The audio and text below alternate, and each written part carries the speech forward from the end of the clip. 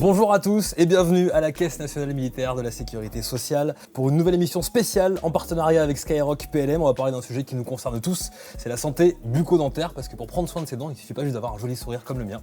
Et pour en parler avec nous, un plateau d'experts. Je suis très heureux de vous accueillir ici, j'ai le docteur Pascal Carcenti, vous êtes le président de l'Union française de la santé bucco-dentaire. Bonjour Pascal. Bonjour. Également avec nous le docteur Thierry Villemain, chirurgien dentiste et coordinateur national pour l'odontologie dans les armées. Bonjour Thierry. Bonjour Aymeric, bonjour à tous. Et enfin avec nous le docteur Nathalie Toledano, chirurgien dentiste, conseil à la CNMSS. Bonjour Nathalie. Bonjour à tous, merci d'être là. On va rentrer dans le vif du sujet, je vous pose directement la question à vous Pascal. Pour commencer, est-ce que vous pouvez nous dire justement quelles sont les grandes lignes de la santé et la prévention bucco-dentaire et pourquoi c'est important de prendre soin de nos dents au-delà justement de l'aspect esthétique? Oui bien sûr Aymeric, en fait les dents, vous savez, c'est des organes vivants. Oui. Qui sont en relation permanente avec le reste du corps et qui communiquent par la circulation sanguine. Donc des dents en mauvaise santé donnent de mauvais signaux au corps et peuvent déclencher des maladies. D'où l'intérêt de la prévention, c'est-à-dire éviter les maladies et aller en avant pour pouvoir soigner ses dents, bien prendre en charge les problèmes de caries, mais aussi de maladies des gencives. Donc nos jeunes militaires qui sont là sont particulièrement une cible importante pour l'Union française de la santé bucco-dentaire, puisqu'on veut communiquer auprès d'eux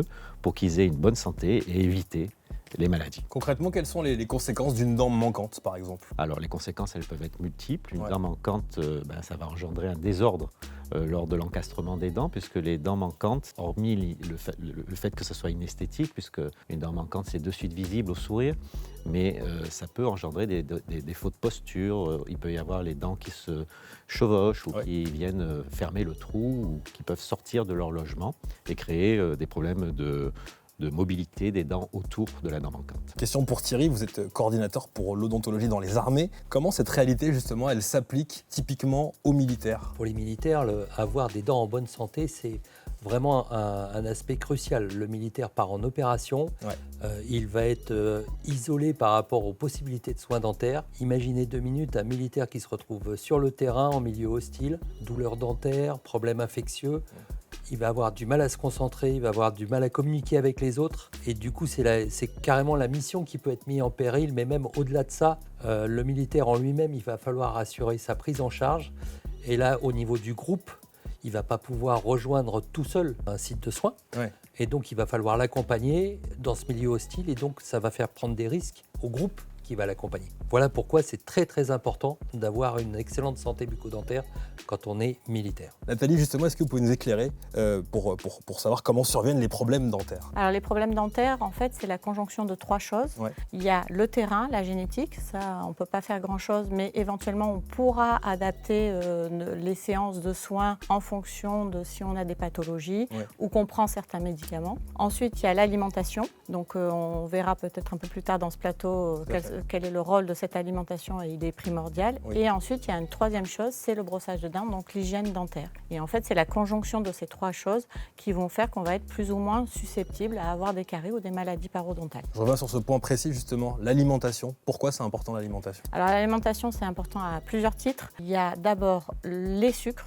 Oui. Parce que les sucres, mais les sucres au sens large, on ne parle pas que du produit sucré qui a le bon goût, le bonbon, ce qu'on aime bien, mais, ou la boisson sucrée, mais il y a aussi la fréquence à laquelle on mange. Parce qu'en fait, idéalement, il faut comprendre qu'il faudrait se brosser les dents chaque fois qu'on mange ou qu'on boit quelque chose qui est autre que de l'eau. À chaque fois? Idéalement, oui, puisqu'en fait, on va laisser des débris alimentaires qui vont être récupérés avec la salive, qui vont se mélanger avec la salive. Tout ça va faire qu'à un moment donné, ça va faire une attaque acide sur notre émail. Notre émail qui est très très dur au démarrage, mais qui, à force de subir ces attaques acides, ne va pas résister dans le temps. Donc c'est pour ça que c'est primordial d'avoir au moins 2 brossages dans la journée, matin et soir, et c'est un minimum, mais on sait bien qu'on mange plus tous ou on grignote tous plus. C'est-à-dire que 2 fois c'est le minimum? 2 fois c'est le minimum, voilà. Et voilà. Par contre, quand on ne peut pas se brosser les dents, ce qui est important, c'est éventuellement de finir par un verre d'eau ou un chewing-gum sans sucre qui va avoir en fait un effet de lavage global, on va dire, mais surtout qui va aussi diminuer l'acidité de la salive et donc du coup on va pouvoir diminuer le risque carieux ou de maladies parodontales. Ça c'est pour l'alimentation, pour l'hygiène bucco-dentaire. Merci Nathalie. Est-ce que Pascal, vous avez des conseils supplémentaires justement? Oui, je peux compléter ce que vient de dire Nathalie évidemment. En fait, le problème, c'est les jeunes, il faut qu'ils comprennent ça, c'est qu'il y a les sodas. Bon, il y a tous les aliments sucrés. Déjà, dans l'alimentation industrielle, on sait qu'il y a beaucoup de sucre parce que les jeunes aiment le sucre. Donc, les industriels répondent à cette demande. Ouais. Mais il y a une contrepartie, c'est que ce sucre, lorsqu'il est au contact de l'émail, va être digéré, mangé par les bactéries, par les microbes qu'on a tous dans la bouche de manière naturelle. Donc, cette digestion du sucre se transforme en acide et c'est pour ça que Nathalie insiste sur l'acidité au contact de l'émail. Et donc, il va y avoir un petit trou sur la surface de la dent et petit à petit, l'infection, le trou, va grandir et l'émail va devenir poreux. Et c'est là où le jeune patient, éventuellement en opération, aura mal aux dents et ça posera un problème effectivement d'organisation, voire d'évacuation sanitaire. Donc c'est pour ça qu'il faut être préventif. Ouais, très très vigilant là-dessus. Thierry, on va revenir sur les militaires. Quels sont les défis spécifiques qu'ils rencontrent en matière de santé bucco-dentaire ? De prime abord, le militaire, donc homme jeune, a un problème d'alimentation. C'est ça, l'alimentation c'est le problème principal. Exactement, donc quand il est en entraînement, sur le terrain ou en opération, il y a des phases d'attente pendant lesquelles il grignote. Oui. Et comme l'a dit Nathalie précédemment, il faut éviter le grignotage entre les repas. L'alimentation du jeune sportif, je ne vous cache pas que c'est plutôt steak frites que légumes. Bien sûr. Je ne citerai pas de marque, mais tout le monde connaît les boissons énergisantes à la canette qui sont largement consommées. On les connaît. Et pour le grignotage, vous rajoutez les barres énergisantes hyper sucrées et vous aurez compris l'ampleur du problème. Donc il ne s'agit pas de leur interdire, mais de leur expliquer que c'est mauvais pour une bonne santé bucco-dentaire, qu'il y a des manières de pouvoir prévenir les conséquences induites par ce type d'alimentation et qu'éventuellement il y a des produits de substitution. Il y a des barres qui sont énergétiques mais de bonne composition. D'accord. Et qui rendront service sans avoir les inconvénients sur la santé bucco-dentaire. D'accord. Voilà. Donc on peut les remplacer finalement ? C'est une question de choix et pas directement aller dans le rayon et prendre la marque dont on a vu la pub en ligne ou je ne sais quoi. En plus, on imagine qu'en opération, les conditions doivent être plus difficiles. Ah, c'est encore plus difficile. Ouais. Alors, en opération, nous avons parlé de se rincer la bouche à l'eau, d'hygiène bucco-dentaire. L'accès à l'eau peut être limité. Donc, de fait, on peut avoir des conditions d'hygiène qui sont diminuées par rapport au séjour en métropole ou au quartier ou quand ils sont chez eux à la maison.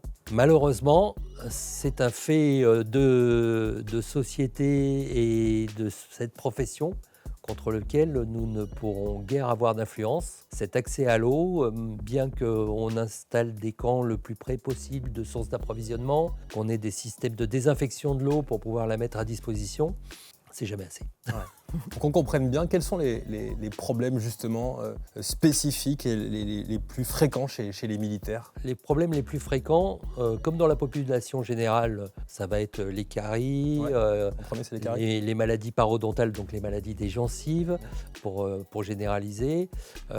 Et puis nous, on va avoir, comme chez les sportifs de haut niveau, un aspect traumatisme non négligeable.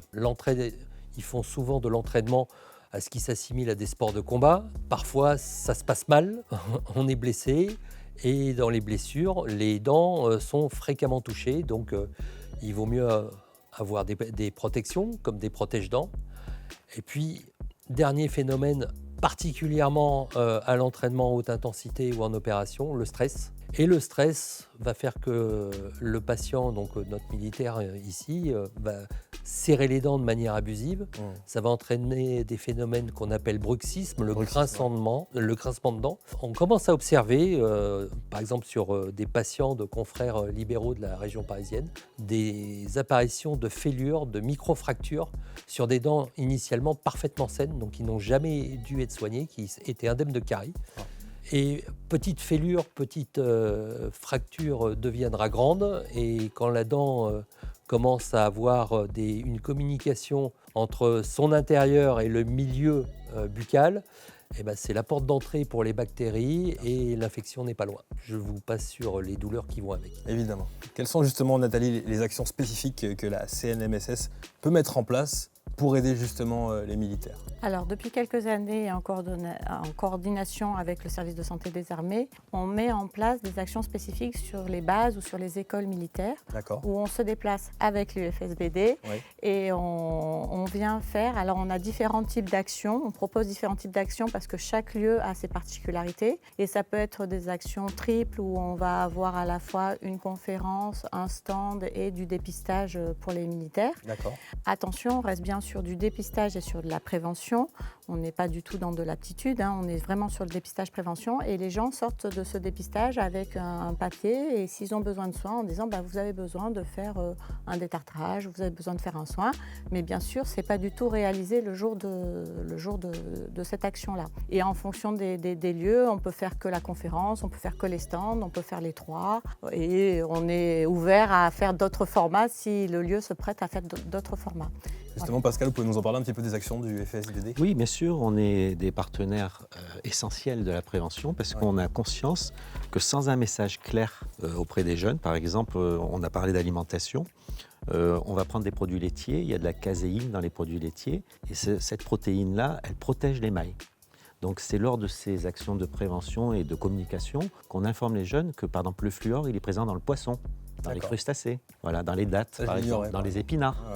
Dans l'eau fluorée. Regardez la composition de fluor dans vos eaux pétillantes. Et après, moi je veux insister sur un message clair, c'est le suivi. Si les jeunes militaires viennent régulièrement, ils auront un suivi et des informations sur le brossage. La technique de brossage, je pense que c'est essentiel.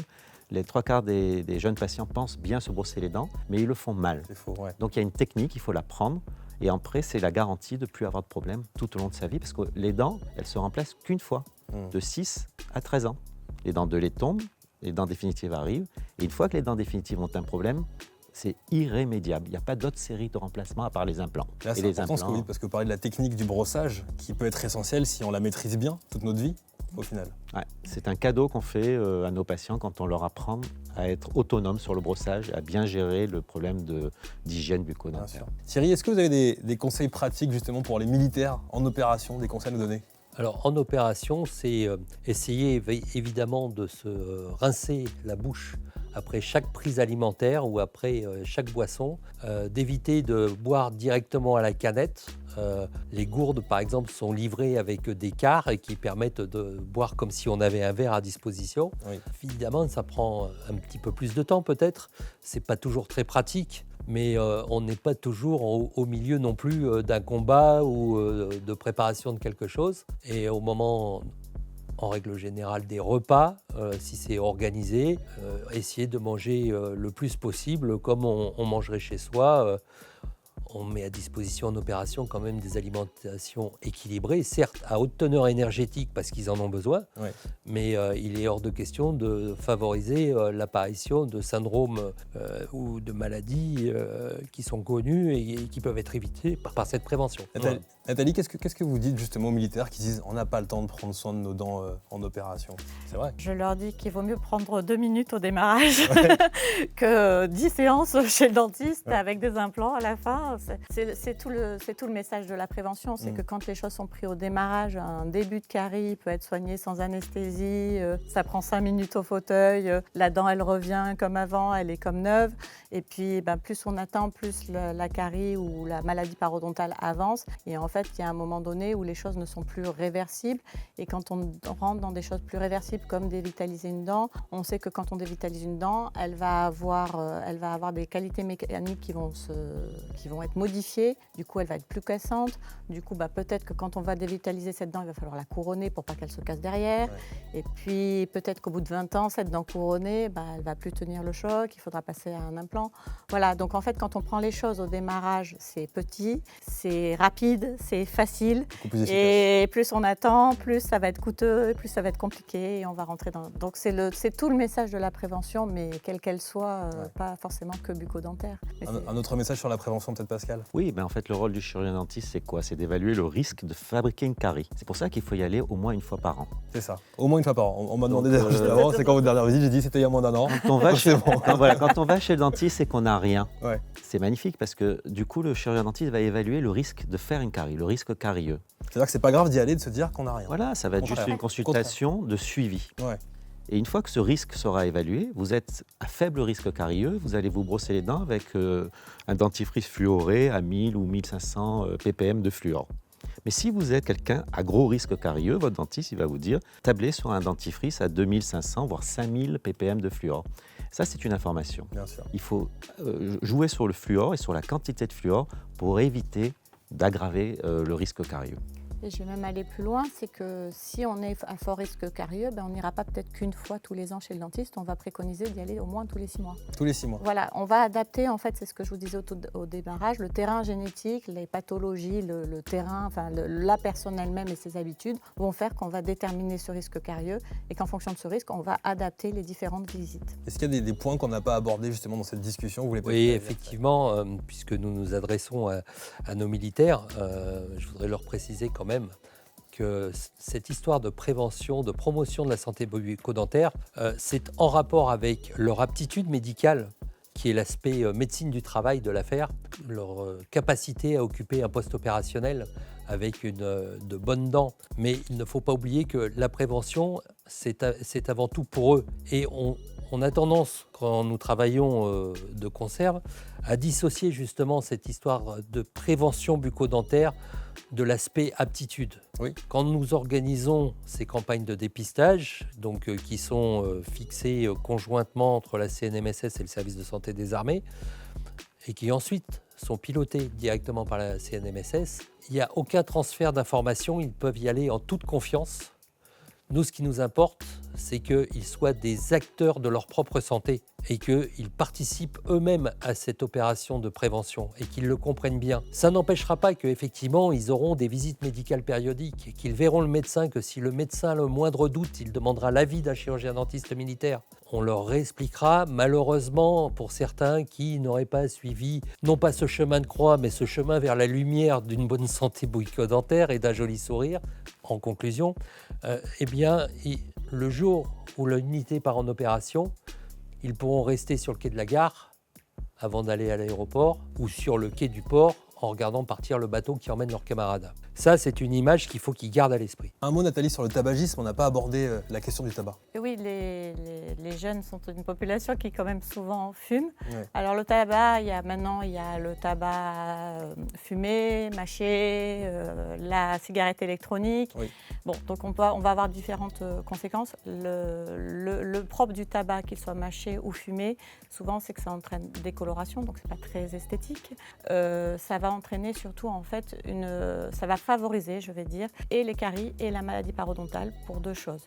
Les caries parce qu'en fait ça va altérer la qualité de la salive, sa composition, et donc ça va faire que les bactéries qui restent, ça va diminuer le flux de salive et 2, faire que les bactéries qui restent vont être peut-être plus agressives. Et au niveau des tissus de soutien, ça va aussi avoir un effet. On va avoir peut-être chez les fumeurs, on va retrouver plus de gingivite et de parodontite, donc maladie des tissus de soutien, parce qu'en fait la circulation sanguine va être diminuée.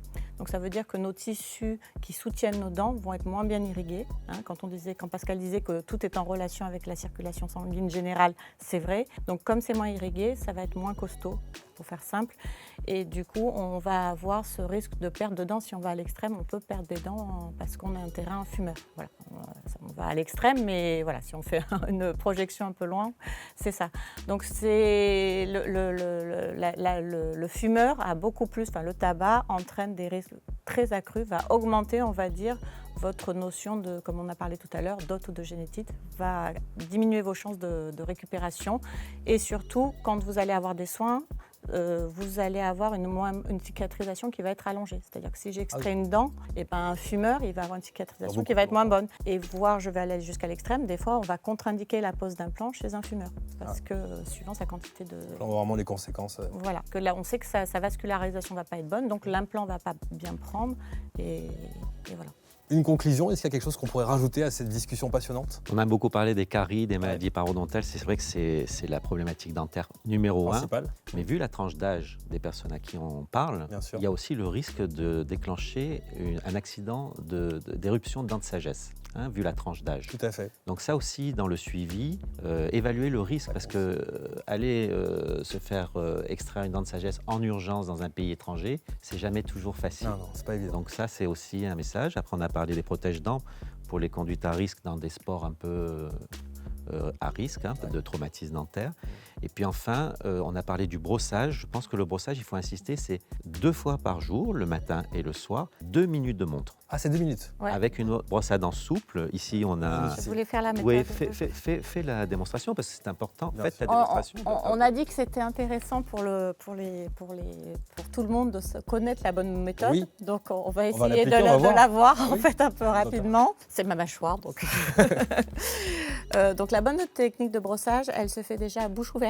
Hein, on a l'habitude de voir dans les publicités ça, c'est vraiment typiquement ce qu'il ne faut pas faire. Ah, donc ce qu'on voit dans les pubs, c'est pas vrai. Pas toutes, mais il y en a beaucoup en fait, on voit comme ça, et ben non. Donc pour bien se brosser les dents, il faut les brosser bouche ouverte. Il va falloir venir nettoyer bien les surfaces des dents. Donc là, qu'on ait une brosse à dents manuelle ou électrique, ça ne change rien. Hein. Donc, et on va diviser en fait classiquement aussi la bouche en 4 cadrans et on va venir brosser, faire au moins 10 allers-retours par cadran. Ensuite, il va falloir brosser de la gencive vers la dent quand on a une brosse à dents manuelle, c'est-à-dire qu'on va venir éliminer tout ce qui peut venir s'accumuler, toute la plaque dentaire qui va venir s'accumuler à la jonction entre la gencive et la dent. C'est souvent là que tout va rester et donc il n'y a que ce mouvement du rose vers le blanc qui va permettre d'éliminer ces saletés. Comme vous l'a dit Pascal tout à l'heure, ça se fait avec une brosse à dents souple. Sinon, si j'ai une brosse à dents dure, je vais venir abîmer ma gencive. Donc ça doit se faire à l'extérieur, mais aussi à l'intérieur. D'accord. Voilà.